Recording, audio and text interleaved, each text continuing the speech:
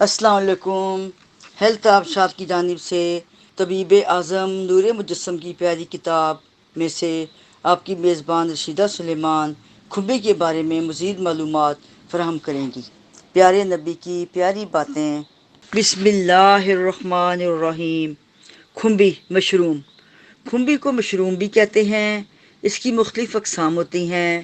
Europe میں سے cancer کے مرض میں استعمال کیا جاتا ہے۔ یہ ہر قسم کا فنگس ختم کرنے کی صلاحیت رکھتی ہے۔ کھمبی کا سال ہفتے میں 2 بار استعمال کر سکتے ہیں یا اس کا پاؤڈر 5 گرام پانی کے ساتھ دن میں 2 بار لے سکتے ہیں، جو اندرونی فاضل مادوں کو خارج کرنے میں مددگار ثابت ہوتا ہے۔ اس سے سفید سیلز میں بھی اضافہ ہوتا ہے۔ اس میں وٹامن ڈی اور کیلشیم بھی پائی جاتی ہے۔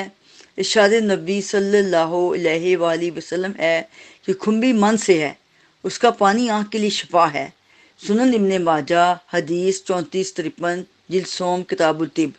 بعض ماہرین طب کے نزدیک اس کے پانی کو بطور سرما استعمال کرنے سے آنکھوں کا دھندلا پن ختم ہوتا ہے اور گرم آشوب جسم کے مفید ہے۔ اس کی مختلف اقسام ہیں، اس میں سے ایک سرخ رنگ کی قسم مضر ہے، جس کے کھانے سے دمہ کا مرض ہوتا ہے۔ اس کی پہچان یہ ہے کہ اگر اس کو کاٹ کر نمک ڈالیں تو یہ زردی مائل سرخ ہو جاتی ہے، لہٰذا اس کو استعمال نہ کریں۔ دوسری اقسام صحت کے لیے مفید ہیں، مناسب حال استعمال کریں۔ اگر کسی بیماری میں استعمال کرتے ہیں تو ڈاکٹر سے ضرور مشورہ کریں۔ کھمبی کی تاثیر ٹھنڈی ہوتی ہے۔ یہ بلڈ پریشر، کولیسٹرول، کینسر کو روکنے میں مدد دیتی ہے۔ اس کے علاوہ نزلہ، زکام، الرجی میں بھی مفید ہے۔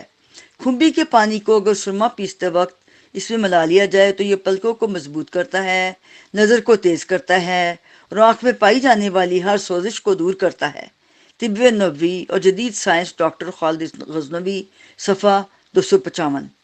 نئی تحقیق کے مطابق چین میں ایک شین نامی کھمبی کی قسم پائی جاتی ہے جس میں کچھ ایسے کمپاؤنڈ پائے گئے ہیں جو کسی اور سبزی میں نہیں ملتے۔ اس میں ایک ساچار نام کا کمپاؤنڈ بھی ملتا ہے جو کینسر اور لیکیمیا کی دوائی میں استعمال ہوتا ہے۔ اب ہماری اگلی ویڈیو کا انتظار کریں۔ خوش رہیں، آباد رہیں۔ میری اور میری ٹیم کی جانب سے آپ سب کا شکریہ۔ ہم جلد نئی ویڈیو کے ساتھ دوبارہ حاضر خدمت ہوں گے۔ ہمارا چینل سبسکرائب کریں۔ اللہ نگہبان۔